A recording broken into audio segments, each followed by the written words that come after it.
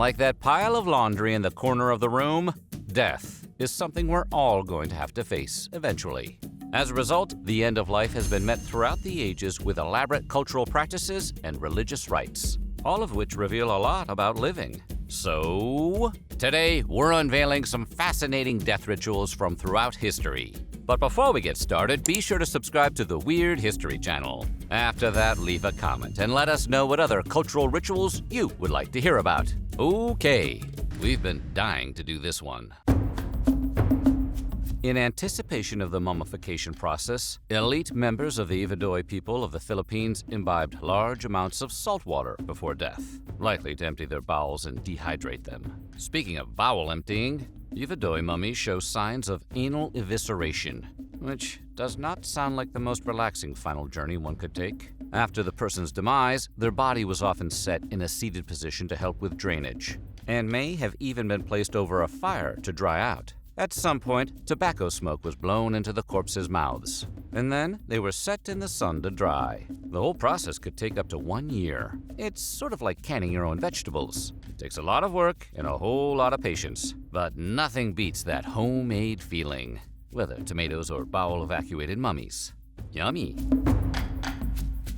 Every few years, the Torayan people of Indonesia ritually exhume and cleanse the bodies of deceased loved ones. According to legend, the practice began with Pong Ramasek, a mythical hunter, found a body in the mountains and buried it in his own clothes, the least he could do. He was blessed with good fortune afterward, and as a result, the practice continues in the same spirit. Exhumed bodies are cleaned, left in the sun, and dressed again, while the remains of loved ones who have not been buried are preserved in anticipation of the cleansing. Either way, the body will be part of the next Matnene ritual.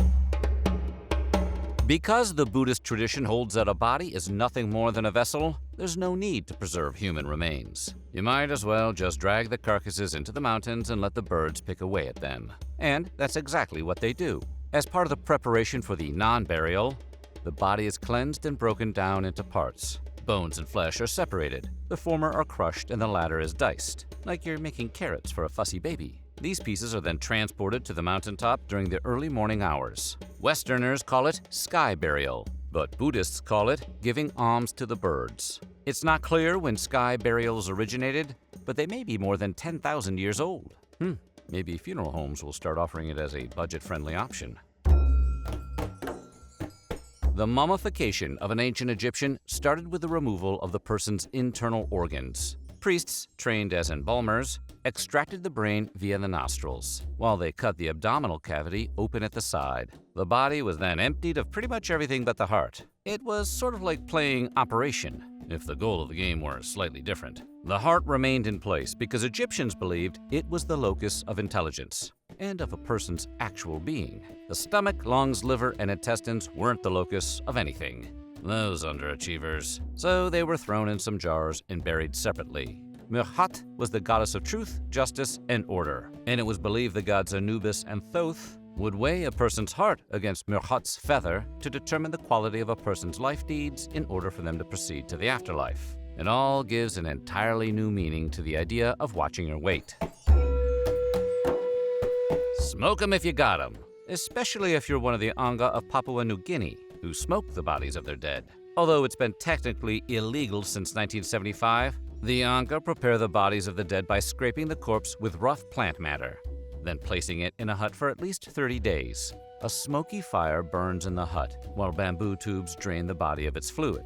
It presumably smells awesome in there. The hot temperatures in the hut help dry out the body, and the formaldehyde in the smoke preserves soft tissue. According to the tradition, the entire process is necessary so the spirits of the dead don't wander the landscape and disrupt hunting or agriculture. Boy, burrowing a smoke must be a whole thing. In Madagascar, the practice of famadian, or the turning of the dead, varies slightly by region. But generally speaking, it means retrieving a corpse from its tomb, redressing it, and then reburying it. What's the point? Well, a key part of the ritual is rewriting the name of the loved one on the clothes and linens they're reburied in, which ensures an individual is not forgotten. And it is admittedly hard to forget someone after digging them up and undressing them. Famadian is also a time of celebration, when the links between the living and their ancestors are marked by dancing. which means when Oingo Boingo recorded Dead Man's Party, they were performing an anthropological study? Native to the Amazonian rainforests, the Yanomami believe that after a person passes, their soul must enter another body in order to protect it until it transitions to the spirit world. To facilitate this, the Yanomami carry out a ritual that turns human remains into food eaten by the living. In other words, Charlton Heston would have hated this ritual. Called endocannibalism, the ceremony begins when the corpse is burned. The ash and bones are then transferred to a pot, where it is cooked with banana and eaten by all the deceased's relatives. The importance of capturing every part of a loved one's body was highlighted when blood samples taken from several Yanomami by researchers in the 1960s and 70s became a subject of contention. A spokesperson for the indigenous group accused the American scientists of stealing their blood and failing to disclose that some amount of it would be used for testing. You really stepped in it, scientists. The death of a loved one in ancient Greece was generally marked by a three-part funeral. The first part, the prothesis, involved laying out the body. The second, the ekphora, was a funerary procession. And the third part was the internment of the body or cremated remains. Seems like a familiar process so far, right? Well, right after death, those tending the body closed the mouth and placed a strap around the head to prevent the jaw from sagging. Then they cleaned and anointed the body with oil before dressing it for display in the individual's home. Once the body was spread out, mourners visited to pay their respects. Singing and lamentations were part of the event, and professional grievers were sometimes hired for the occasion, which sounds like a beginning of a quirky 90s rom-com starring David Schwimmer. Once at the gravesite, the body was either buried or cremated. Mourners then offered libations of wine, milk, oil, or honey. The importance of these refreshments was emphasized in the days that followed, with relatives continuing to bring them to the grave for ritual purposes. Hey, just because you're dead doesn't mean you don't still need to wet your whistle. Zoroastrianism is one of the world's oldest religions, largely based on the teachings of the prophet Zoroaster, also called Zarathustra, like the music from 2001: A Space Odyssey. The religion took shape sometime between 1500 and 1000 BCE. It emphasizes the struggle between good and evil in a world created by the god Ahura Mazda, the namesake of the Mazda car brand, though we're pretty sure Ahura doesn't own stock in the company. Once a person dies, their body is cleaned, dressed, and laid out for view. At that point, a ceremony known as dog sight takes place. And this is exactly what it sounds like. A dog is brought forward to look at the corpse. This isn't done just to alarm the dog. It's meant to determine that the person is actually deceased. After cleansing the area with fire, a priest prays and burns incense, and white-clad corpse bearers remove the body to the top of what they call the Tower of Silence, where it's exposed to the elements and eaten by birds. Woof. During a Roman funeral procession, the corpse was transported through the streets for all to see, and people were expected to make some noise for their loved ones, though throwing their hands in the air and waving them like they just don't care was optional. The procession path was typically surrounded by women screaming, tearing out their hair, beating their chests, and carrying out other displays of grief. The women could be members of the deceased's family, but there were also professional mourners hired for the occasion, which might explain some of the more outlandish theatrics. They were really trying to earn that paycheck. Musicians were hired as well, because the level of noise indicated just how important the person was. Once the body was outside of the city boundaries, it was most likely cremated, although burial was also an option. At the grave or tomb, people gave eulogies praising the individual and lamenting their passing. Afterward, a feast honoring the dead took place, and could be accompanied by funerary games. After all, since the deceased couldn't cheat death, maybe they could cheat at a final round of Monopoly. Members of the Haida Nation, many of whom live on and around the islands of the Haida Gwaii archipelago, have occupied the area off the coast of British Columbia, Canada for more than 12,000 years, which is way longer than British Columbia, Canada has actually been there. When a prominent Haida individual passed, the tribe erected a memorial or mortuary pole in their honor. At the top of the elaborately carved pole sat a box containing the remains of the individual. 1 year later, the remains were moved to another box and placed back atop the pole. With time, the mortuary poles would decompose, a natural event that allowed the human remains to return to the earth and contribute to the cycle of life. Few such poles exist today for this very reason, although several still stand at Skongwe on Anthony Island. But out of respect, don't try to climb them. According to medieval Arabic traveler Ahmed bin Fadlana, who was portrayed by Antonio Banderas in the film The 13th Warrior, when a Viking noble died, one of his family's slaves, usually a young girl, was asked to die with him. You would probably say, no thanks, but back then, there was usually a volunteer. The family then prepared everything the deceased needed in the afterlife. While the doomed girl drank, sang, and rejoiced, the girl then ritually decapitated a chicken and slept with many of the individuals present, making the whole thing sound like a Black Sabbath show in the 1970s. After all that, an older woman representing the angel of death came forward to dispatch the chosen one. Both of the deceased, the girl and the noble, were placed in a boat atop a funeral pyre, which was set aflame. Bin Fadlana asked why the burning was necessary, and purportedly learned it was to prevent the deceased from being eaten by worms and insects. Rather, the burning sent them directly to paradise, without any layovers in worm and insectville, which does sound like a better itinerary. In March of 2019, archaeological excavations near the Templo Mayor in Mexico City unearthed a cache of sacrifices and offerings that may be connected to a royal burial site. The cache was found to contain many items known to be associated with the Aztec emperors and the god Huitzilopochtli, including animals, emblems, and the remains of a possible human sacrifice. Archaeologists have never found an Aztec royal burial, despite decades of excavations, but this recent discovery may lead to the first. So, today we're going to take a look inside what may be the first tomb of an Aztec emperor ever found. Okay? Somebody call Antiques Roadshow, because it's time to flip some antiquity. The Aztec Empire existed in what is today central Mexico, from about the 14th century through the 16th century. The empire was a confederation of 3 city-states, including Texcoco, Tenochtitlan, and Tlacopan. Ruled by a Nahuatl-speaking indigenous group known as the Mexica, the Aztec civilization reached its zenith just prior to the arrival of Hernán Cortés and the Spanish conquistadors. The Spanish allied with the Aztecs' enemies, as well as the general concept of pestilence, and eventually facilitated the culture's downfall. But even after many years of archaeological research, a royal tomb has yet to be uncovered. That is, possibly until now. While nothing is certain yet, there are several convincing reasons to believe this recent discovery may be connected to Aztec royalty. First of all, the trove was discovered near Templo Mayor, the holiest temple in the Aztec world. The Aztecs believed that when the Mexica people reached the Promised Land, the god Huitzilopochtli gave them a sign.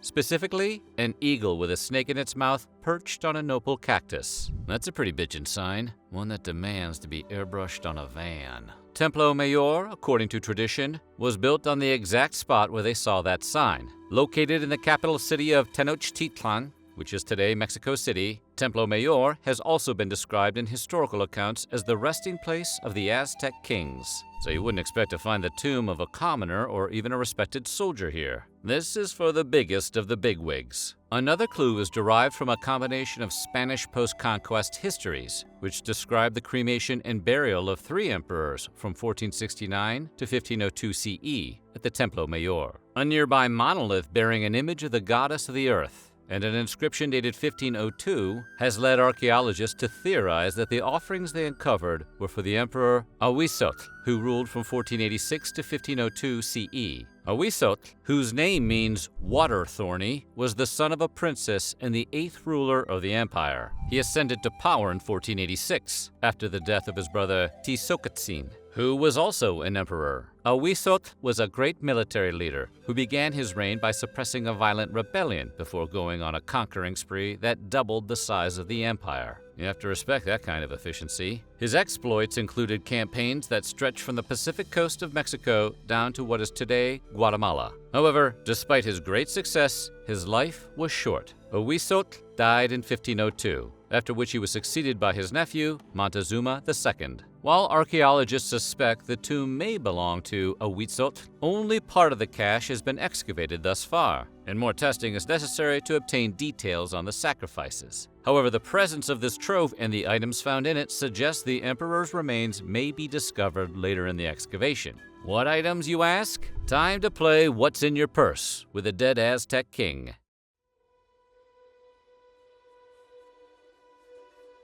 The tomb contained some very impressive offerings, but one of the most impressive by far was a jaguar dressed as a warrior. The scientific community is in unanimous agreement that this jaguar is pretty cool. Jaguars were highly honored in Aztec culture and were used as a symbol of power and prestige. We're talking about the animal, not the sports car. The car loses prestige the minute you take it to the shop. Jaguars were associated with royalty and acted as a protective animal, or nawal, for emperors. Accordingly, the presence of a jaguar sacrifice indicates the tomb may have belonged to an individual of high royal status, very likely the emperor. Furthermore, the jaguar was the symbolic animal of the elite jaguar warriors of the Aztec military. The warrior adornments on the animal, which had its heart removed as part of a ritual sacrifice, may have been intended to convey the strength and bravery of the emperor. After all, a Huitzotl was known as a great warrior. As if ripping the jaguar's heart out and dressing it up in people clothes wasn't enough, several offerings from the ocean were also placed over its remains. These oceanic offerings included shells, coral, and bright red starfish. Incredibly, the starfish were plucked from the Pacific Ocean, which means they had to be carried a significant distance in order to be entombed in present-day Mexico City. You don't put in that kind of work to bury just any old jabroni.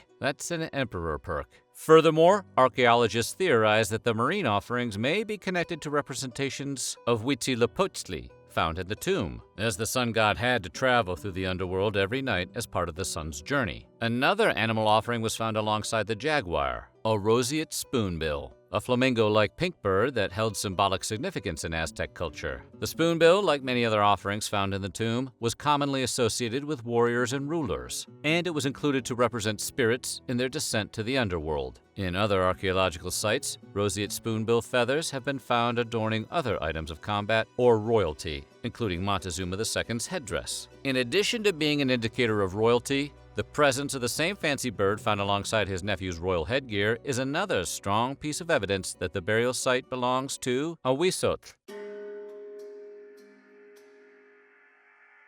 Among the more unsettling contents of the tomb was a body that was almost certainly a human sacrifice. The remains belonged to a young boy approximately 9 years old, who was dressed to resemble the sun god Huitzilopochtli. This was accomplished by attaching wings made from hawk bones to his shoulders. Creepy. That's the kind of thing you see in found footage film. The boy's heart may have been removed in ritual sacrifice, similar to the jaguar, but more tests are needed before that can be confirmed. In general, human sacrifice played a vital spiritual role in Aztec society. The Aztecs believed Huitzilopochtli was engaged in a never-ending fight against darkness, where the fate of the world hung in the balance. As Huitzilopochtli was the god of the sun, they needed to feed the deity with human hearts and blood to keep the sun moving and preserve the world. Those are some steep operating costs, but sometimes you gotta fill the tank with premium. The remains of the jaguar found among the trove had a carved wooden emblem of Huitzilopochtli placed on its back,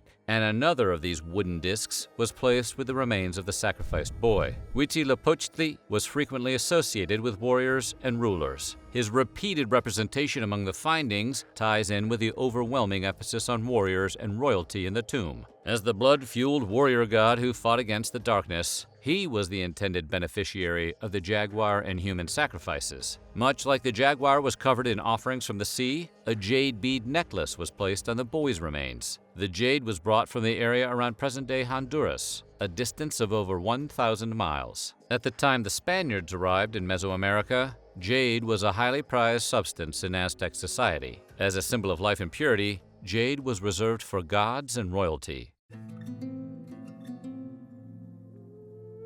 In the same large stone box that contained the remains of the jaguar, There were also several other offerings, including a spear thrower. The spear thrower, also known as an atlatl, is an ancient device that propelled darts and was usually associated with the Aztec gods. In common representations of the god Huitzilopochtli, he is holding an atlatl. This is because in Aztec myth, it is the god himself who brought the tool to the Aztec people. And it was more than an instrument of conflict. It was knowledge ordained by the heroic god of combat. But nobody believes that when you say that about your canon. More importantly, the atlatl was crucial in the Aztecs' campaign of conquest. Unlike the macuahuitl, the obsidian-spiked club commonly associated with the Aztecs, the atlatl had mythology connected to it and was highly effective against both Mesoamerican and European enemies. In his account of the Spanish conquest of Mexico, the conquistador Bernal Diaz del Castillo said the atlatl barbs easily penetrated the steel armor of the Spanish conquistadors. Aztec combat was also rich with religious symbolism, and the items in the tomb likely tie in with other religious offerings connected with Huitzilopochtli. The Aztecs often captured enemy warriors in combat and sacrificed them to strengthen Huitzilopochtli.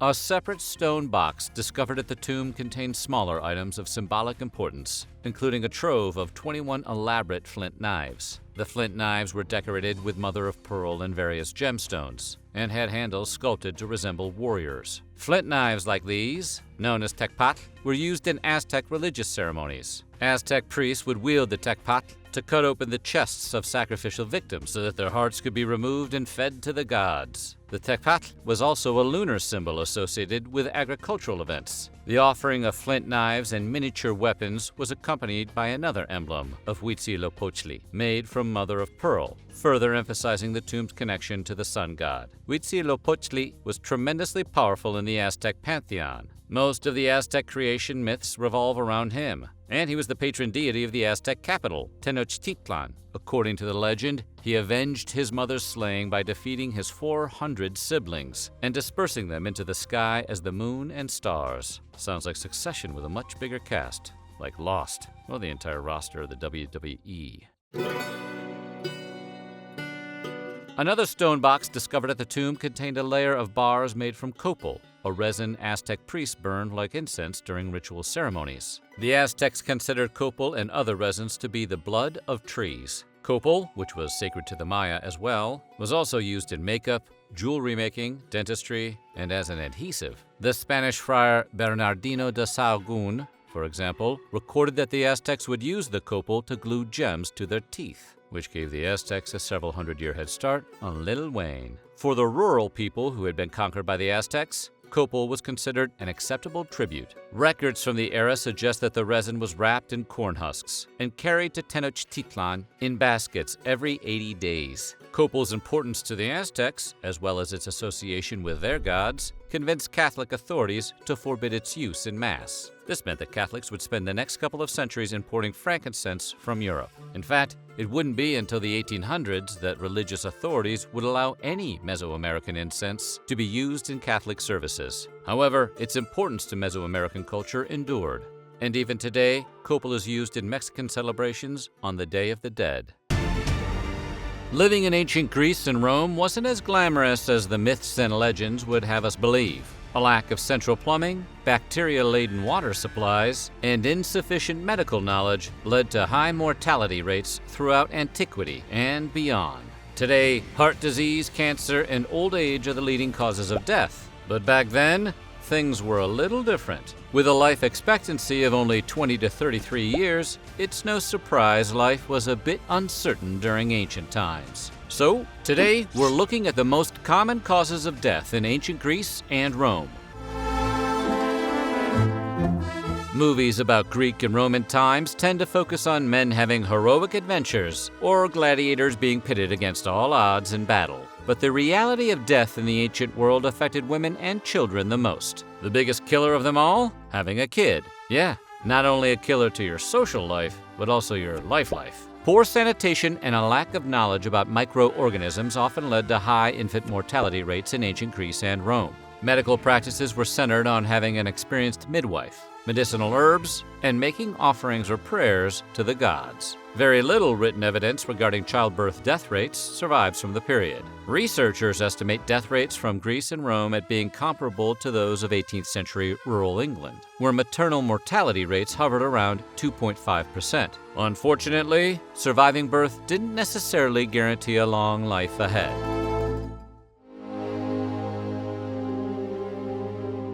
Even after successful childbirth, infants still suffered a high mortality rate. Historians estimate that only 75% of Roman children survived to the age of 10. To make matters worse, both Greek and Roman families gave their patriarchs the power to accept or reject a child after birth. That meant if a child was ill, weak, or suffered from a birth defect, a man in the family could determine their fate. This could lead to adoption, being sent into slavery, or being left to die from the cold. Even if accepted into the family, underdeveloped immune systems could spell doom for the unfortunate child. In the end, many infants still succumb to illnesses we can treat with modern medicine today. Infection and lack of sanitation may have been responsible for many deaths in Rome, but other diseases would also make their mark on the ancient civilization.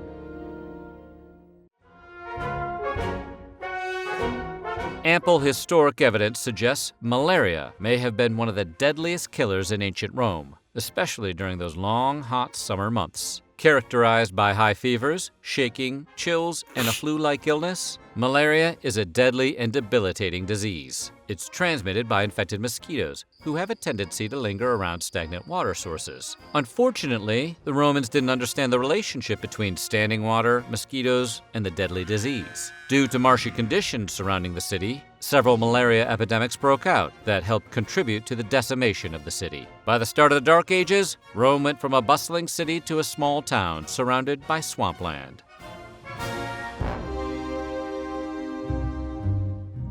Plague outbreaks arrived in ancient Greece and Rome quickly, usually occurring during critical months of overcrowding in the streets. During the Peloponnesian War, Thucydides wrote of Athens being overcrowded with refugees and suffering the deaths of tens of thousands of inhabitants. No one, regardless of status, was spared by the plague. Casualties included everyone from commoners to a prominent statesman named Pericles. Plague pandemics ran amok during this period to disastrous results. During the time of Marcus Aurelius, the Antonine Plague, also known as the Plague of Galen, decimated Rome. Although it sounds like something from a mid-season Babylon 5 episode, it was largely regarded as one of Rome's first known pandemics, and it may have been caused by smallpox or measles. The plague is said to have killed 1/3 of the population in the regions of Rome, Asia Minor, Egypt, Greece, and Italy. Transmitted by soldiers returning from faraway military outposts, the plague may have also been responsible for the death of Marcus Aurelius himself. In the 6th century, a form of the bubonic plague took out as much as half of the Roman population, in what one might consider a macabre prequel to the medieval Black Death that occurred centuries later.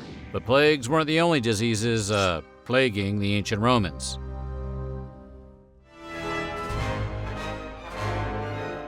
It might be one of the great wonders of the ancient world, but the Roman Colosseum has nothing on the horrors of venereal disease. While it may not have had much impact on the mortality rates of ancient Greeks and Romans, it still caused major problems in a world where poor sanitation, a lack of contraception, and misunderstanding of microorganisms all converged to allow its wanton spread. The word gonorrhea actually derives from the ancient Greek terms for seed and flow, which suggests they may have misunderstood the disease entirely. The debate over syphilis and how it originated has been going on for centuries. Researchers first thought the travelers to the New World brought the disease back with them. But in true historical fashion, it turns out to have been described by Hippocrates' writings, and evidence of the disease appeared in the skeletons from Pompeii. This just goes to show it's been around a long time, and definitely existed in Europe well before the discovery of the Americas by Europeans.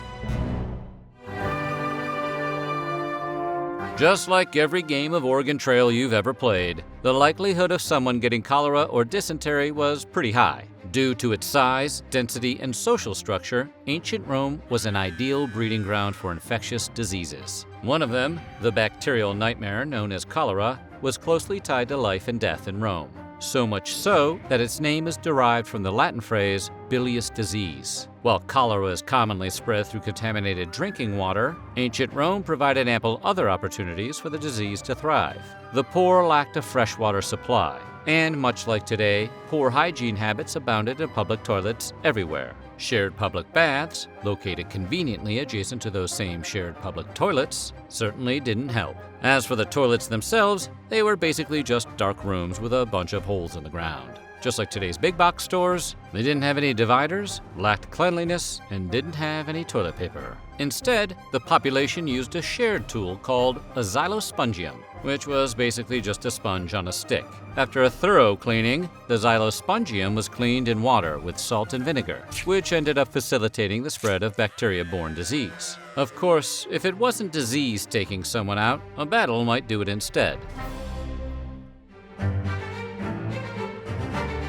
War is common to any civilization's history. Ancient historians did a pretty good job of keeping track of casualties associated with various wars in ancient Rome. The writings of Livy and Appian tell of over 100,000 soldier deaths between 201 and 151 BCE. The three Punic Wars were fought between Carthage and Rome over expansions of their respective empires. The First Punic War was largely a dispute between the Empire of Carthage and Rome, in a new hope to gain the island of Sicily. The empire struck back in 218 when Hannibal crossed the Alps to attack Rome. The deadly Battle of Cannae during the Second Punic War in 216 claimed the lives of over 70,000 Romans at the hands of Carthage forces. The Third Punic War saw Rome laying siege to Carthage and bringing an end to the wars in 146. Many other battles resulted in countless lives lost as the empire began to wane. In ancient Greece, the specter of war wasn't as prevalent, but it did strike with deadly ferocity whenever it reared its ugly head.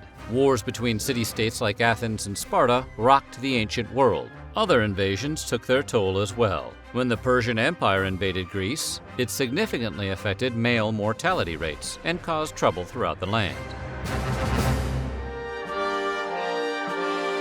Who doesn't enjoy a little drink now and then? The ancient Greeks and Romans certainly did. Drinking wine became a widespread practice over time, eventually taking on religious overtones. But by the 1st century BCE, it became the drink of choice for Romans everywhere. Everyone from the working class to the emperor indulged in wine drinking, with the average person consuming about 100 gallons of the stuff each year. That is a lot of wine. In Greek society, they encouraged moderation and temperance when it came to wine. But in Rome, things were a little different, with the cult of Bacchus. The Bacchanalia were popular and well organized throughout Rome.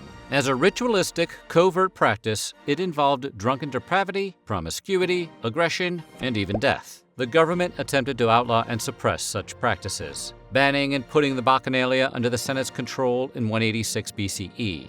Heavy drinking had much the same effect on people as it does today, and an increase in crime and violence.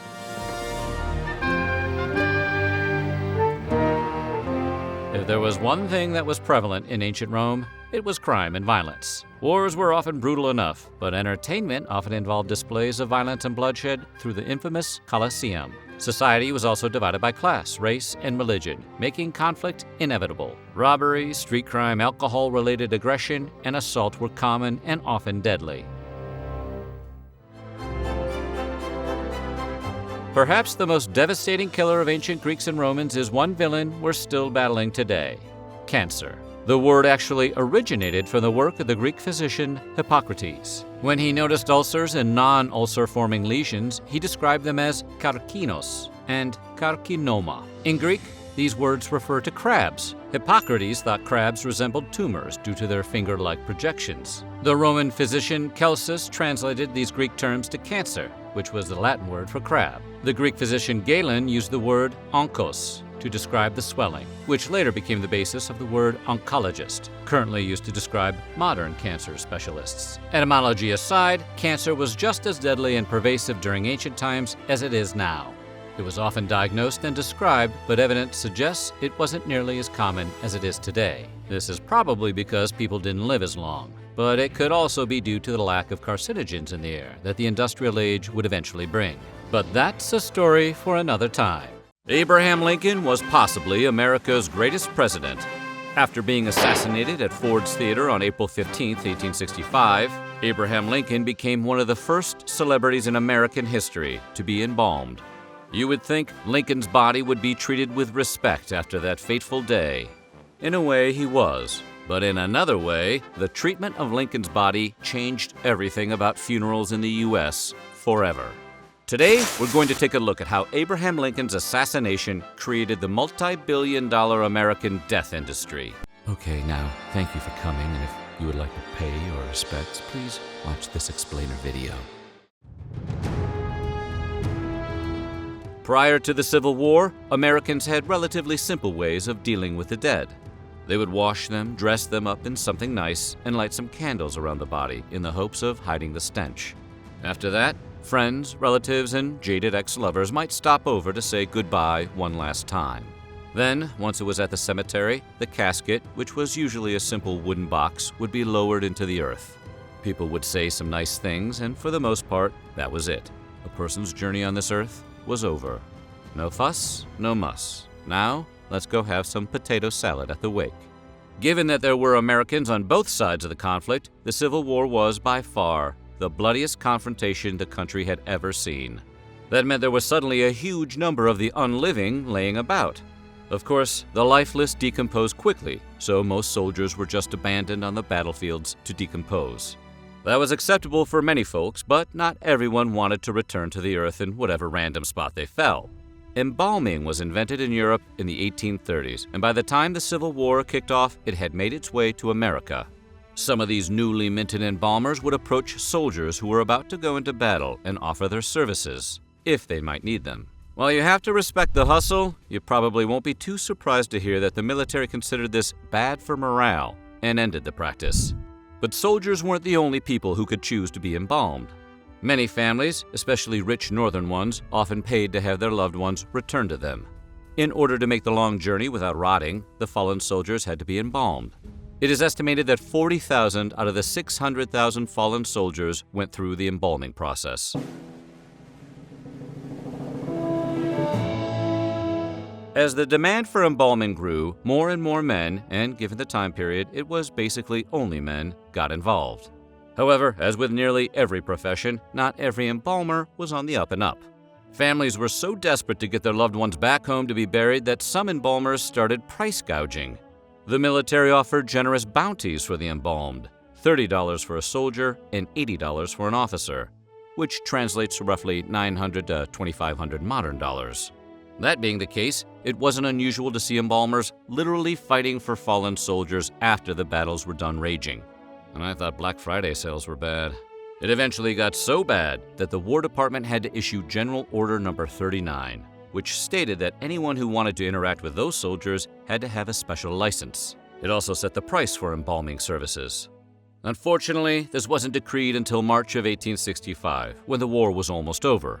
So unscrupulous embalmers thrived for most of the conflict. But better late than never.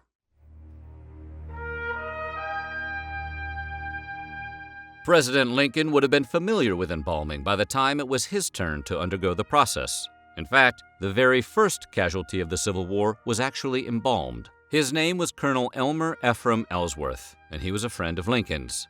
He was taken out on May 24, 1861, shot after taking down a Confederate flag from the top of a hotel in Alexandria, Virginia. An embalmer named Dr. Holmes approached Lincoln and offered to do the embalming for free, probably just wanting to show off his new technique. The coffin was even made with a special window so you could see Ellsworth's face and chest. Thousands of people turned out to see the colonel in Washington and New York, and he actually wasn't buried for 10 days. The embalming process did its job, but it still wasn't foolproof. The New York Times even reported at the time that Ellsworth's face had a livid paleness. To be fair, that's how the New York Times describes every performance by the band Coldplay. While not perfect, Lincoln must have liked the idea of embalming, since when his 11-year-old son Willie passed away less than a year later, the Lincolns asked that Willie go through the same process. This let them keep their son in the White House longer and allowed them to grieve. Since embalming was such a new science, it was still fairly rudimentary, and not much like the far more complex procedures bodies go through today. Even when President Lincoln was put through the process, they didn't do that much to him. It was up to Dr. Charles Brown and Dr. Harry Cattell to make the president, who, don't forget, had just been shot in the back of the cranium, look decent. First, they flushed out his lifeblood. Then they pumped in a special embalming fluid invented by Brown. Interestingly, formaldehyde wasn't used for embalming yet. Lincoln was then dressed in a suit and made as presentable as possible. Cattell even traveled with the president's funeral procession, just in case he needed any touch-ups on the long road to his burial.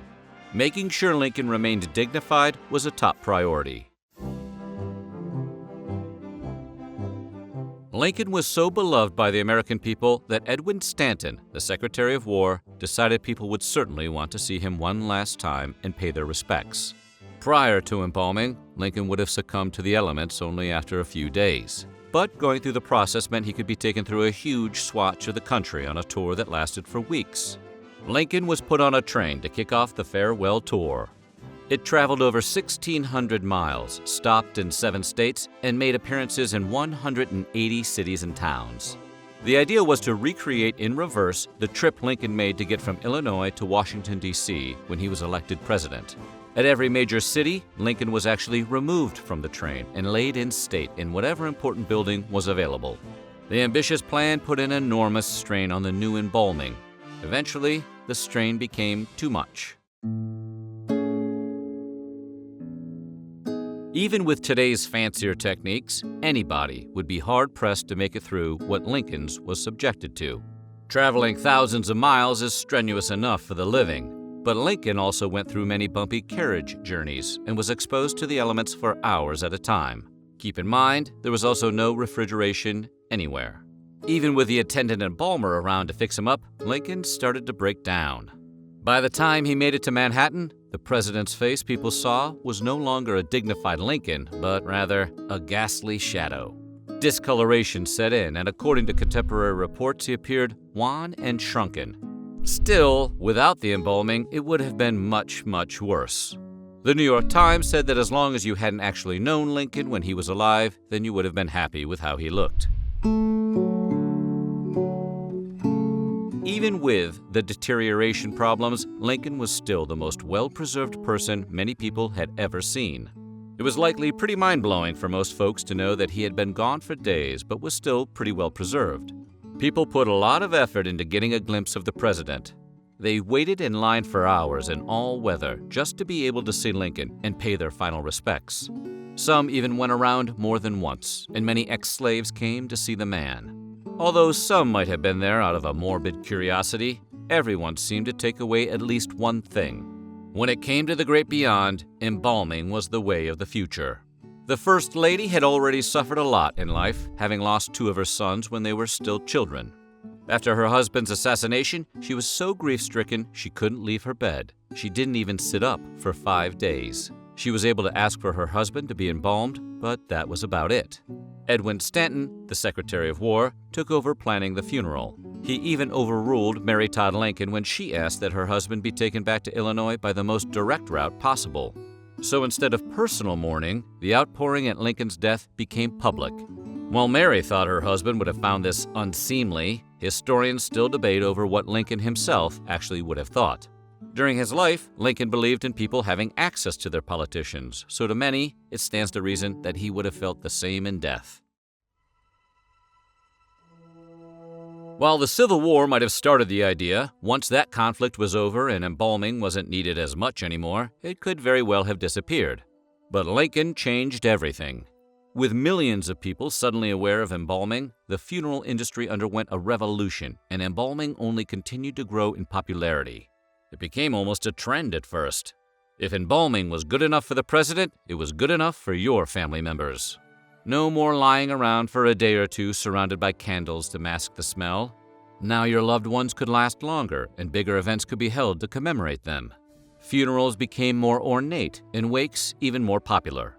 Viewing your loved one became something normal and almost nice, instead of grossly morbid. Embalming completely changed how people viewed death. In modern times, however, embalming might be on its way out. The chemicals used are harsh on the environment, and people are starting to look to greener ways to deal with the passing of a loved one. But it isn't gone yet, and the trend Lincoln started has been going strong for over a century and a half. Talk about being an influencer. It's no secret that Vikings were fierce warriors with a reputation for raiding nations and brutalizing their inhabitants. But these ruthless pirates had a superstitious side as well. They believed in omens, used good luck charms, and from the late 8th century into the late 11th century, they practiced some pretty unusual rituals. So, today we're going to take a look at some unusual Viking rituals that might surprise you.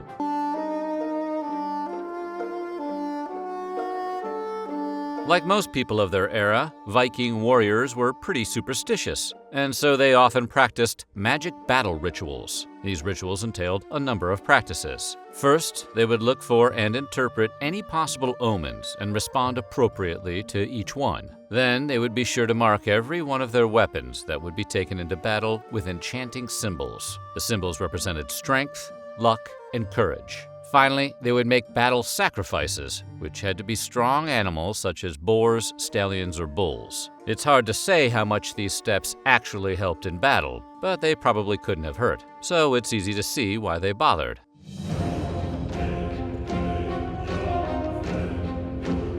Every culture has its own standard of beauty, and the Viking rulers of the sea were no different. What were their standards like? Well, remember when you saw the Marvel superhero movie Thor, and the title character was portrayed as an Adonis with flowing blonde hair, and you thought that was just a Hollywood movie star thing? Well, it wasn't. While the mythological Thor was traditionally thought of as having red hair, Viking men tended to favor blonde locks. In fact, Viking men preferred blonde hair so strongly that they'd use harsh soaps with a high lye content to strip the hair of its natural color, effectively bleaching it. They would also dye their beards to match. These soaps also killed off head lice, so they accomplished 2 different hair treatments with one product, kind of like the OG Head & Shoulders shampoo and conditioner in one.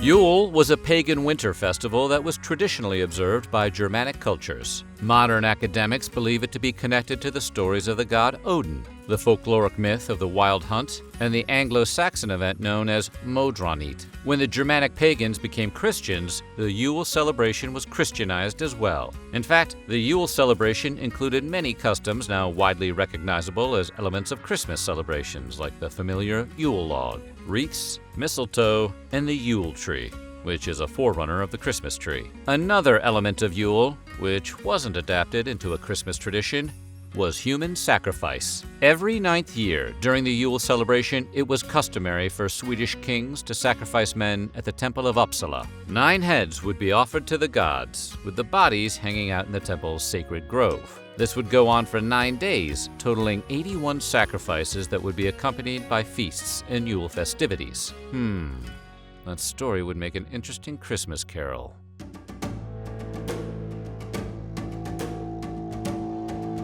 In Norse literature, the blood eagle is described as a ritualized form of execution performed as a sacrifice to the god Odin. The ritual began with the restraint of the victim, who was face down, as the shape of an eagle with its wings outstretched was cut into his back. Each rib was then meticulously separated from the spine with a sharp instrument. Once all the ribs were detached, they were pulled outward to create the illusion of protruding wings. While still alive and in agony, the victim's lungs were then pulled from the gaping hole and set over his wings. This gave the illusion that his wings fluttered as he took his final breaths and died. Horrific sentences like the blood eagle were typically reserved to punish individuals without honor or to exact vengeance on a mortal enemy. Well, maybe they were. The catch here is that historians aren't quite certain whether this method was ever actually performed on anyone, or if it was just spread as a story to strike fear into the hearts of enemies, which seems like it would be pretty effective at. On the one hand, scholars of the age describe the ritual in such great detail that it's hard to believe it didn't happen.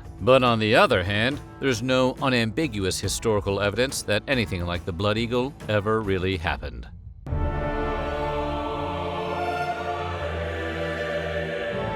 You might be thinking that Sex and Sacrifice is a Marcy Playground song that peaked at number 8 on the Billboard charts in 1997. But that was Sex and Candy. No. The sex and sacrifice we're talking about here is far, far more disturbing than that song. See, after the death of a chief, one of his slave girls would volunteer to join him in the afterlife. volunteer being a relative term when slavery is involved. But regardless of how voluntary it really was, in order for her to participate, a very, very disturbing ritual had to take place first. To begin with, the girl was looked after and continuously intoxicated with various drinks, while cremation ceremony preparations were made. The girl would then partake in sexual rites, which is a euphemistic way of saying that she would have sex with every man in the village. We're guessing this custom might have been invented by a Viking dude. After that, she would be strangled. The village matriarch then stabbed her, and her body was placed with that of the chief on a wooden ship, set on fire, and sent out to sea.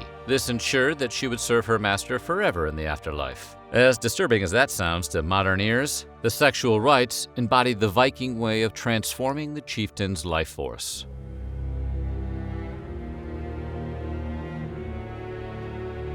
For all intents and purposes, a draug is Norse mythology's version of what we would call a zombie. But it's not just any zombie, it's a big, brutal Viking zombie with fabulously lilac locks and a horrendous stench who likes to wreak havoc by murdering people, killing animals, and destroying property. It sounds pretty unstoppable, but there are actually several practices to prevent this being from rising. Hiding twigs in the clothing of the recently deceased is said to work.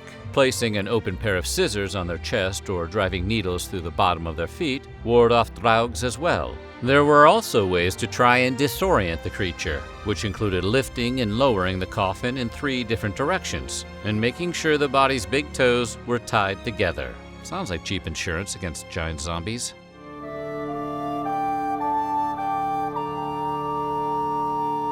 The bloat was a blood sacrifice to the gods to show gratitude, which is why it was performed publicly multiple times per year. The sacrifices were animals like horses and pigs, though they could also sometimes include prisoners of war. Typically, they would be sliced over an altar of stones. The meat would then be boiled in large cooking pits that could be indoors as well as outdoors. The participants would then sprinkle the collected blood, which was thought to have special powers, on walls, statues of gods, and sometimes even themselves. Some of that blood was also collected in a bowl and then passed around and sipped while chanting ensued. Blood, however, was not the only beverage available. Beer and mead were also usually consumed. Next, they'd pass around the carcass for more chanting before dousing it with its own blood. Naturally, the level of gratitude correlated with the size of the kill.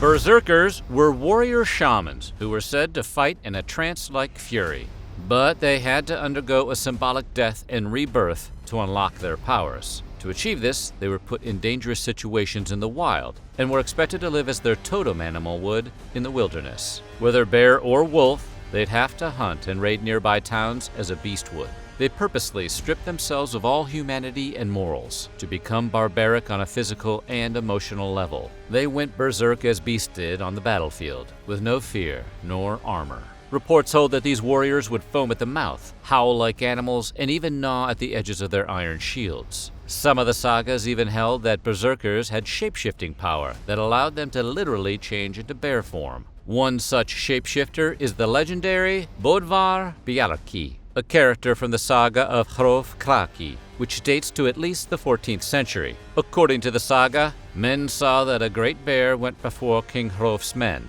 keeping always near the king. He slew more men with his forepaws than any 5 of the king's champions. Interestingly, some scholars believe that Bjarki may be a cognate character to the English hero Beowulf, whose name means Beowulf, which may be a kenning or poetic way of referring to a bear. That being said, Beowulf himself was not a shapeshifter, and the relationship between the two is ultimately unclear. Although the origins of the real-life berserkers, whose name means bear shirt and refers to the bearskins they would wear as coats, aren't known with certainty. Some evidence suggests they started out as a bear cult that was once fairly common in northern regions.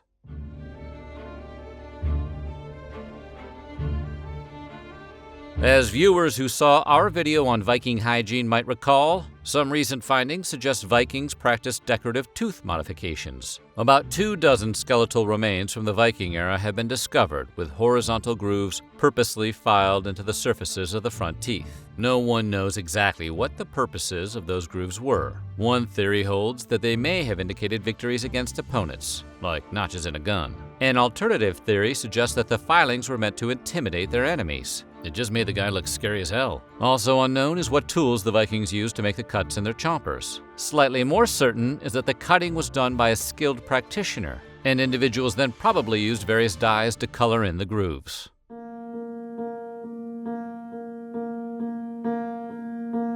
It's not fun to think about the daily life of the guy whose job it was to find creative uses for human urine. But someone did it. We know because Vikings discovered a way to turn their urine into fire. Yeah, you heard that right. This transmutation was accomplished by boiling a tree bark fungus, called touchwood, in a pot of urine for days. It was then pounded into a strip of felt-like material. Because of the sodium nitrate in urine, these fungus bombs smoldered rather than burned, enabling Vikings to take fire with them wherever they went. It was actually pretty ingenious, and for the times, it was incredibly useful. That being said, I'm glad someone invented matches. The Victorian era, which lasted throughout most of the 19th century, isn't exactly known for its easygoing attitude about social conventions, and death was no exception. During this period, elaborate mourning rituals became the norm, and those who didn't follow these highly regimented grief practices were socially shamed. So, today, we're going to take a look at the bizarre ways people from Victorian England mourned the dead. These days, commemorating the dead mostly involves putting on dark clothing and saying a few nice things about the life of the deceased. But when it came to memorializing the dead, the Victorians were not afraid to do things that would be considered a little unconventional by modern standards. As those who saw our video about how Victorians spent their free time already know, commemorating the dead was extremely popular during the Victorian era. In fact, portions of the deceased hair would be often clipped off and turned into jewelry, like brooches, lockets, rings, watch fobs, and wreaths. But what if a family wasn't particularly crafty, or were too sad to create these things themselves? No worries. If a family couldn't manage it for themselves, they could always send the hair off to an artisan who would do it for them. Failing that, a lock of the deceased hair could always be simply placed in a scrapbook. Anyway, to be completely fair, human hair brooches aren't really that strange considering this was the same society that made fans out of preserved birds, contorted taxidermied cats into humans posing for photographs, unwrapped mummies for fun, and made public visits to the morgue.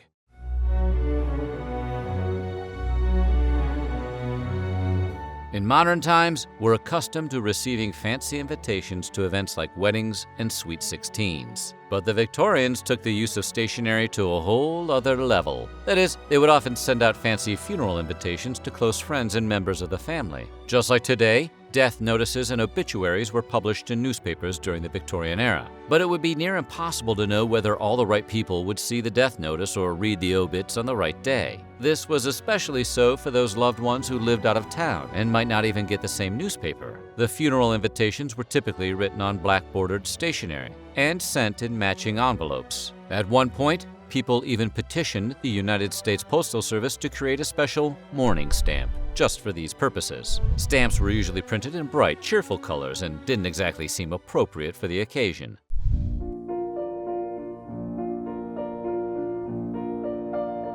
The Victorians had some pretty strict social expectations regarding women grieving over their lost husbands. For the morally upright and respectable Victorian widow, there existed 3 distinct mourning stages, all of which had to be observed before a widow could move on with her life. The first, called deep mourning, required a widow to wear a black dress and veil, known as widow's weeds, for a year and 1 day after her husband's death. You might think that's enough, but there were actually still 2 full stages to go. The next period, called second mourning, lasted for 9 to 12 additional months. During this time, she could take off the veil, but still had to primarily wear black. This was already 21 to 24 months after the husband's death, and there's still another stage to go. The third and final stage, known as half mourning, lasted for another 6 months. Women in this period of mourning could wear colored clothing with black accents, but nothing too gaudy. Finally, after a period of 27 to 30 months, the widow could go back to wearing whatever she wanted. Of course, by that point, all of her clothes were probably out of style. The rules governing men in mourning were a lot more forgiving than those governing women. For example, unlike widows, a widower could remarry at any time during the mourning process. If he had young children and no adult women in the family, someone had to take care of the children while he worked, so he would choose a new wife. That being said, there were still some rules to follow. On his wedding day, the widower did not have to wear his mourning outfit of a black suit and hat. However, he did have to put them on the very next day, and his new wife had to go into mourning as well until the customary period ended. Photography was developed during the mid-1800s, so while this may be hard to imagine in a time when everyone didn't have a high-def camera in their pocket, it was still relatively expensive during the Victorian period. In fact, in many cases, people simply could not afford happy family portraits like they can today. So, when the opportunity for a photograph arose, you had to make the most of it by creating a lasting image of something truly significant in your life, which might actually turn out to be someone else's death. One method of maximizing a photo op was to take a picture with a deceased loved one to commemorate them forever. And when a loved one died, family members would do their best to scrape up the money necessary to have a picture taken with the deceased. This would often be the only photo that existed of their now fractured family. Smile, everybody? Oh, except for you. You're dead. If you heard someone talking about mourning biscuits, you'd probably think they were stopping at McDonald's on their way to work. But to the Victorians, it meant something very different. After a funeral, a formal lunch or dinner would be served for the mourners. Those who couldn't attend the meal were given a special funeral biscuit or a cookie called a mourning biscuit. These spiced, buttery snacks were wrapped in paper with sad poems, information about the deceased, Bible verses, or prayers on them, and they were tied closed with a black ribbon. The paper was intended to be kept as a funeral souvenir, similar to the prayer cards of today. One of the stranger Victorian death customs involved covering all of the mirrors, portraits, and shiny objects, like vases, in the house with black crepe fabric. This was considered to be a necessary posthumous practice for a number of reasons. For one, covering all shiny things with black fabric effectively put the house into mourning, because shiny things, in all of their inappropriate shininess, were viewed as an insult to the family in mourning. On top of that, the Victorians believed that the dead could appear in mirrors, get trapped there, and beckon other family members to follow them into the afterlife. That is pretty creepy, so it's understandable that covering shiny surfaces to prevent that possibility would be a necessary step.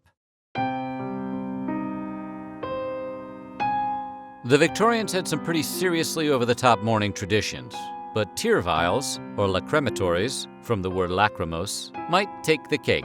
As their name states, they are literally small glass vials with rubber or cork stoppers used for catching the tears of mourners during services for the deceased. During the wake and the funeral, mourners would hold the vials up to their faces in order to catch their tears. After the service, these vials would be presented to the family of the deceased as a way to prove how much that person would be missed. Tear vials were also really handy in helping a mourning family decide how long an appropriate mourning period should be. Basically, once the tears in the vials were all dried up, mourning could cease. So, if you're thinking that all these traditions and practices associated with mourning sound like they would be a lot to remember, you are not alone. Even the Victorians themselves had trouble keeping it all straight. But, luckily for these fastidious and respectable Victorian mourners, a person didn't have to commit all of the rules of mourning to memory. Conveniently enough, there were special published mourning manuals that would outline all of the rules for you. One of the many effects of the Industrial Revolution on Victorian society was the advent of industries specifically created around mourning customs. As part of this, books were published and distributed that contained details about how to properly mourn. These books contained sections on clothing, manners, food, and behaviors, among other things. Whether the deceased was on his way to the funeral home for embalming or off to the church for the funeral ceremony, he could not be removed from the home head first. Instead, it was essential that he go out feet first. The Victorians believed that if the dead were removed head first, they would use the opportunity to beckon family members, insisting one of their relatives follow them into death, something which clearly wouldn't work if they were being carried the other way. It makes sense, if you really wanted to.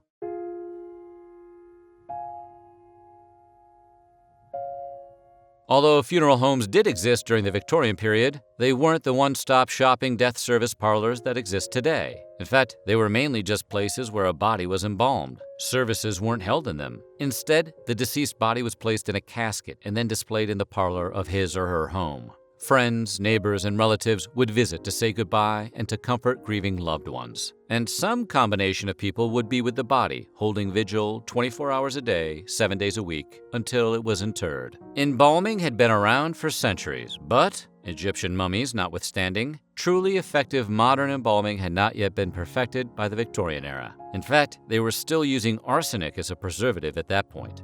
As a result, fresh flowers were needed around the body at all times in order to mask the pungent aroma of a body decomposing. There were no air conditioners at the time, so a summertime wake was in special need of the aromatic service that flowers provided. Although flowers continued to be associated with funerals as a token of respect, they no longer served the dual purpose of the Victorian period. Victorian customs dictated that someone had to sit alongside the body of the deceased the entire time that he or she was laid out in the home. There are many reasons for this, including the idea that it comforted the dead and helped them better transition to the afterlife. More practical ideas for this constant vigil involved the need to keep rodents away from the body, to be near just in case the deceased wasn't truly dead, and to greet anyone who traveled a long way to pay their respects, arriving at an odd hour.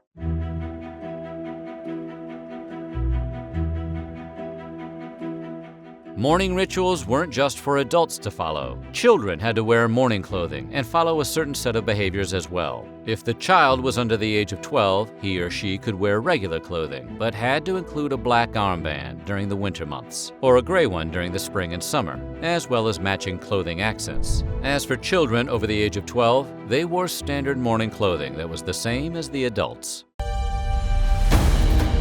To the ancient Egyptians, embalmers were sacred individuals tasked with making sure their loved ones were appropriately prepared to make the journey to the afterlife. They believed that their body and soul were linked, and that for an individual to continue to the afterlife, they first had to be identifiable in the underworld to receive their final judgment. It was an important job that required a very strong stomach. Today we're going to take a look at a day in the life of an Egyptian embalmer. Embalming was important because it was believed to help define how a person would look when they arrived in the afterlife, kind of like a personal trainer, for eternity. When the embalming practice first began to catch on in ancient Egypt, it was reserved strictly for royalty and other members of the upper classes. Much like your local car wash, as embalming became more common, embalmers began offering different levels of service depending on the social status of the client. Whether you were a pharaoh or just an ordinary person on the street, your local embalmer had something right for you, minus the air freshener. Thanks to the testimony of the Greek historian Herodotus, we even have some idea of how the sales process worked. The embalmers would have painted wooden models that demonstrated the 3 different levels of service available to the family of the deceased. The first was the best and most expensive, which was believed to resemble the god Osiris. Not a bad look to have.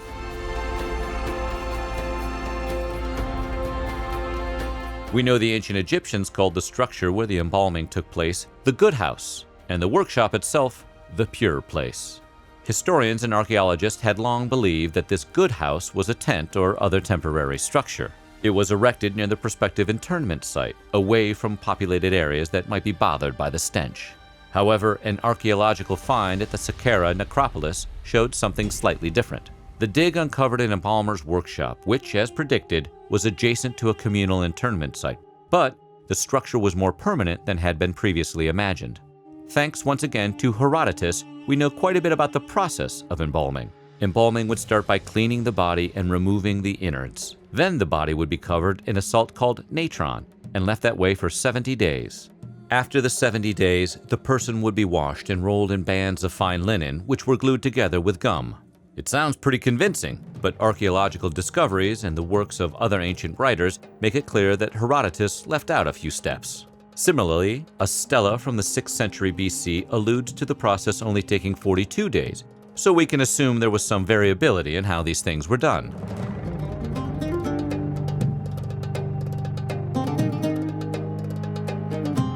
Depending on which level of service was selected by the decedent's family, there were several ways of removing one's internal organs. The high-end procedure started with taking out the brain. They would do this using a hook and yanking it through the nose, as one does when removing the brain. Next, they would remove everything in the torso, the lungs, stomach, liver, and intestines. The heart, however, which was believed to be the center of a person's soul, was left behind. The organs were then placed into jars, and the empty cavity was cleaned out with palm wine and spices, then filled with myrrh and cassia. Finally, the body was sewn back together. The mid-level procedure for those, as Herodotus said, wished to avoid great cost, was a little different. Embalmers would fill the belly using syringes of cedarwood oil. The physical being would then be left for several days for the oil to dissolve their internal organs. Finally, the oil would be drained, emptying out the body's interior. Between this and the use of natron salt on the flesh, the body would be reduced to skin and bones and then returned to the family. What a treat for them! The lowest level procedure consisted of simply cleaning out the belly and treating the skin with natron for the requisite 70 days. After that, the body was returned.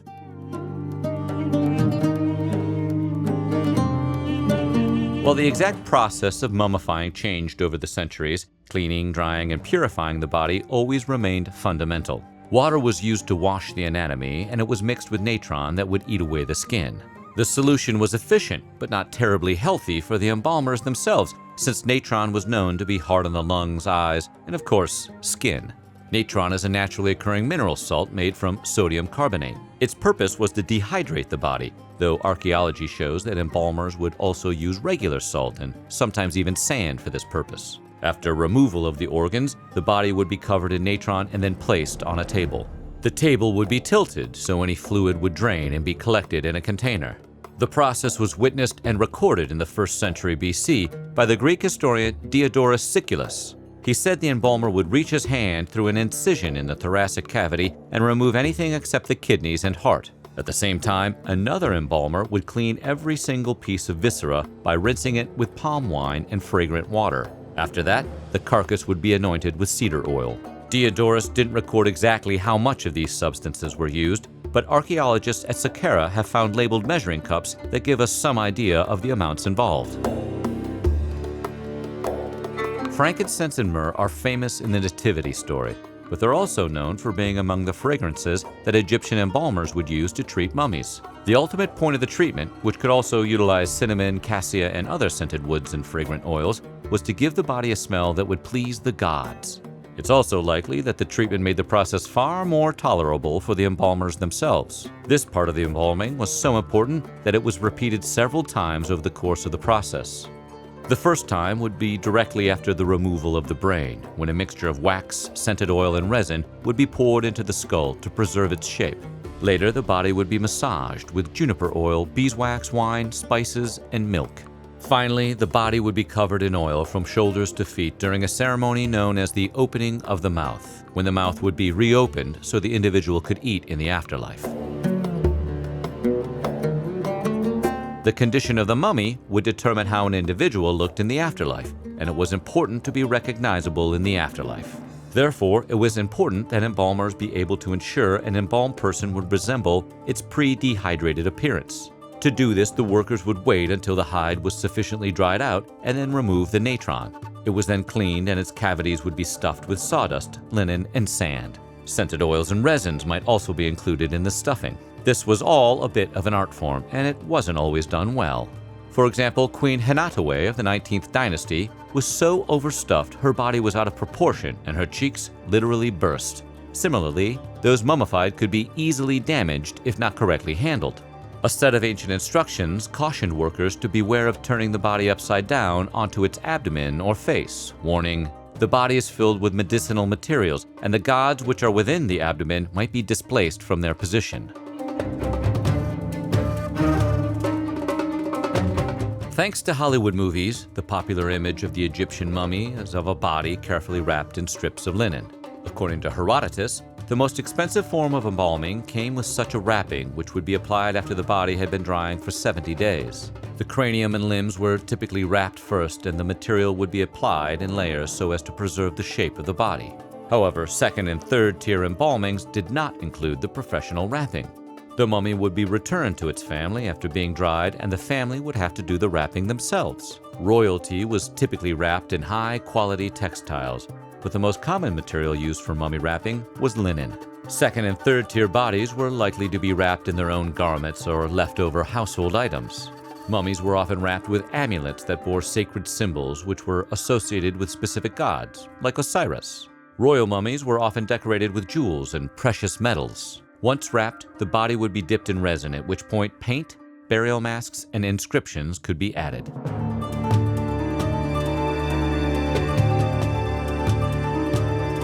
According to Diodorus, Egyptian embalmers were all men. Because of this, different rules had to be observed when embalming women. The wives of high-ranking men and women who were considered exceptionally beautiful or of high regard would not be immediately turned over to the embalmers, but held back for 3 or 4 days. Why? Brace yourself. According to Herodotus, these women were held back longer to prevent embalmers from, say, how do I put this, mistreating their bodies? If you get what I'm saying. If you've seen the video for Tom Petty's Last Dance with Mary Jane, you understand this. The Greek historian reported, one of the embalmers was taken once doing so to the body of a woman lately passed, and his fellow craftsmen gave information. Yeah, moving on. According to Herodotus, whenever anyone passed away in the Nile, whether they were an Egyptian or a stranger, it was the responsibility of the people of the city who found the body to lay him out in the fairest way they can and enter him in a sacred place. The town or individuals who found a person would be responsible for paying the embalming costs, and those costs were relatively minimal. Depending on the procedure selected, the cost was roughly 1 silver talent, which the writer called an altogether insignificant amount. Herodotus and Diodorus agree that embalming was a family profession passed down from father to son, and that the demand for embalmers could ebb and flow depending on how popular the practice was at any given time. At their height, embalmers formed a union aimed at, among other things, protecting their trade secrets. The union created a hierarchy of workers. Supervisors, or hariseshta, also known as Master of Secrets, oversaw the process. They would wear jackal masks, thus taking on the role of Anubis, who in myth prepared Osiris for the afterlife. Next in the hierarchy was the Khetimu Nether, or seal-bearer of the god, and the Kerihebet, or keeper of the sacred book, who would call out appropriate sayings at proper times. Beneath them were the Wetu, who prepared the embalming materials. Greek writers described workers who were incision makers and picklers, but so far, no Egyptian writings have identified what these roles were. Queen Victoria looms large over most of the 19th century. When she died at 81, the Queen left secret, detailed instructions on how to handle her body and what items to place in her coffin. And because royals never hear the word no, some of those items were downright bizarre. So, today we're taking a deep dive into all the weird stuff in Queen Victoria's coffin. But not a literal dive. That's the Queen of England. Show some respect. At the time of her death, Queen Victoria was Britain's longest reigning monarch. She lived a life full of responsibilities, love, and intrigue. But her 9 children were often in vehement opposition to some of the ways Victoria lived her life, and resentful of those with whom she was closest. So when it came time for the Queen to make her final arrangements, she knew her wishes would require an element of secrecy so they could be observed, especially the things Queen Victoria wanted to be buried with. At the end of her life, Victoria summoned her secretary, who was also her chief lady-in-waiting, and dictated 12 pages of specific instructions regarding her funeral and burial. The lady-in-waiting hand-delivered the instructions to the Queen's physician, Sir James Reed. According to author Tony Rennell, a Reed family descendant wrote a book on the doctor and his famous patient, but the contents of the secret instructions were forbidden by the Royal College censors. When Rennell was invited by the Reed family to research their archives, he came across the hidden instructions written just before Victoria's death. He was able to successfully publish his research, and for the first time, Victoria's final wishes came to light. So it was her doctor who followed through with all her wishes. He was the lone person who knew how Queen Victoria died. He nursed her day and night during her final moments, and it was his name she spoke as she expired. And he followed through with each of her requests, no matter how bizarre. One of the first strange items on Victoria's list was a plaster cast of Prince Albert's hand, made shortly after his death. When her husband Albert died unexpectedly at age 42, Victoria was devastated. Her approach to his loss was an enormous inspiration to grieving people across the Western world. For example, she's a big reason why we associate the color black with being in mourning. But the Queen took things a bit further. For years after his death, she had Albert's former servants attend to his mourning rituals. Servants brought hot water, his shaving brush and cup, and towels to his room every morning. His valet also continued to bring in the suit he would wear that day. At the end of the day, the servants would return and remove the items, only to repeat the same the next day, and the next. like a British remix of The Sixth Sense. Victoria kept her bedroom draped in black and decorated with Albert's visage in photos and portraits. She slept nightly with the plaster cast of his hand, like a teddy bear in a Tim Burton movie. She probably figured it was only fitting that she sleep with it eternally. In a macabre mixture of death and birth, Queen Victoria's secret instructions demanded her entire funeral, from horses to mourning attire, be clad in white. She also insisted she be buried wearing the white bridal veil from her 1840 wedding to Prince Albert. Listen, she was really into that guy. In fact, it was the young monarch Victoria who broke earlier traditions and began the custom of wearing entirely white wedding gowns. Her choice came partly from a desire to symbolize her purity, as both she and Albert were inexperienced lovers on their wedding night. Today, pretty much every wedding dress is white. At the end, perhaps Victoria returned to her white bridal veil as a symbol of the happiest relationship of her life and of her hope that she would join Albert in heaven, where she could also maybe hang out with Jimi Hendrix. Here's where Victoria's instructions for what should be placed in her coffin became a little complex. While her family knew that she asked to be buried wearing her wedding ring, only the Queen's secretary and physician knew that she wanted to be buried wearing a second wedding ring on her left ring finger. This ring was given to her by a man other than her husband, a man she came to know very well during the 40 years she lived after Albert's death. Victoria's relationship with Scottish servant John Brown was extremely controversial, particularly within the British royal family. She had sent for him during the early years of her widowhood, since she remembered that Prince Albert had spoken very highly of Brown. The Queen and the Gillie, that's a Gaelic term for servant, became close friends. He was the only person in Victoria's orbit who could get away with criticizing her and speaking to her in a familiar tone. Author Tony Rennell brought to light the story of the second wedding ring, and more recently, historian A.N. Wilson argued that Victoria and Brown did indeed have a romantic relationship, but that it was never consummated. According to Wilson, they slept in the same bed, but just hugged on one another. Yeah, whatever you say, pal. Wilson also points to a deathbed confession of a Scottish minister who claimed he had secretly married the couple. Whatever their relationship or marital status, the Queen's children utterly despised Brown and were angry with their mother for the rest of her life, even after Brown's death. So angry was Victoria's son and heir King Edward VII that once his mother was good and buried, he removed or had destroyed every monument and mention of John Brown at all royal properties. What the new king didn't know was that his mother was laid to rest clutching her favorite photo and a lock of hair from her beloved John Brown, and wearing Brown's mother's wedding ring on her finger. So, who's gonna tell him? Queen Victoria was buried in a sea of sentimental souvenirs amid a variety of flowers. Her daughter-in-law, Alexandra of Denmark, brought fresh hyacinths to the casket before it was sealed, and Victoria's doctor and confidant, Sir James Reed, used the new Queen Alexandra's flowery gift as a mean to obscure secret items held in Victoria's left hand. Chief among the floral grave offerings was a request made by the Queen herself. She asked that a sprig of heather be placed on her body as it was made ready for burial. The flowering heather is a Scottish symbol, and perhaps served as a remembrance of happy times with her family at Balmoral Castle, as well as of the adventurous time she shared with Scottish servant and companion John Brown.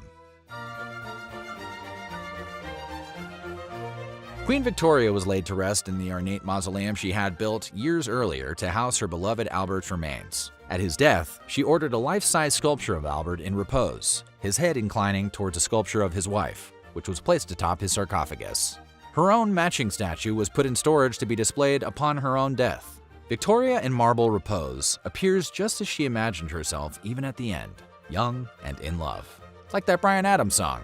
However, when she died 40 years after Albert, everyone had forgotten where her grave statue was stored, which must have been awkward. So the Queen was initially buried without the statue, and it was several months before it was found, boarded up behind a wall in Windsor Castle. Queen Victoria's posthumous instructions were so meticulous that she even planned exactly who she wanted to lift her body into its final resting place. Once her doctor and secretary placed most of the sentimental items into the coffin, certain family members and servants were gathered to move her body from bed to casket. Lifting at her head were the doctor and chief lady-in-waiting. Lifting along one side of her body were her son and heir, the new King Edward VII, her grandson, German Kaiser Wilhelm II, and another of her sons, Prince Arthur, Duke of Connaught and Strathern. Lifting on the other side of her body were three of her most devoted servants. The coffin was already nearly full of the sentimental items Victoria wanted to keep by her side in death, but her tiny form, just 5 feet tall, was lowered into her collected treasures with room to spare. It was at this moment that her ladies gathered round, assisted by the doctor to make any necessary adjustments and add a few final secret items. Her relatives and attendants then left the room, which allowed Reed to place John Brown's mother's wedding band on the Queen's left ring finger and tuck her Scottish companion's photo and lock of hair into the same hand. The casket was then sealed shut. Victoria's secret, indeed. Sir James Reed served as Queen Victoria's primary physician for the last 15 years of her life. He was devoted to her, and she to him. Trusting no one in her family with her final wishes, it was only natural for her to turn to him as the keeper of her life's secrets. The detailed instructions prepared by the Queen's secretary still exist. They are held in the possession of Reed's descendants as part of his collection of personal papers, and the royal family isn't happy about it. The late Princess Margaret reportedly confronted members of the Reed family in public, accusing them of having something that belongs to us. Give it back! But the royal demands were unsuccessful, and the list remains in the Reed archive. Some call it black magic, some call it sorcery, and some call it complete baloney. But no matter what you believe, necromancy, or communing with the dead, has a long and rich history dating back through ancient Persia, Greece, Rome, and medieval Europe, and continuing in some regions today. But it's not for the faint of heart, and the lore surrounding it can be downright terrifying. So, today we're digging up everything you didn't know about necromancy. For now, it's time to get serious. Dead serious. The first time the idea of necromancy was mentioned in literature was in Homer's Odyssey, when referring to the powerful sorceress Circe. She had accompanied Odysseus to the underworld to determine if his trip home, his Odyssey, if you will, would be successful. The prophet Tiresias always seemed to have a knack for clairvoyance, so he was the lucky spirit chosen to wake up. Following all the proper rituals, Odysseus made the blood sacrifice of a sheep, made several sheep smoothies for his dead bros, and talked to many spirits who provided him with information and warnings. All this effort to get a little insight into Odysseus's future successes and learn a bit about a forbidden realm where humans had no such visions. The popularity of this epic and Odysseus's desperate attempts to know his fate caused many to contemplate the religious and ethical implications of necromancy, continuing the conversation through history. There's a long-standing belief that witches work closely with the spirits of animals, plants, and the earth itself to conjure up their magic, which actually sounds kinda delightful. However, not so delightful is the story of Sextus Pompey from Roman poet Lucan's epic, Pharsalia. He needed help from a Thessalian witch named Erichtho, who had some serious witching skills, as well as a seriously bad reputation. She was headquartered in a graveyard. That's red flag number 1.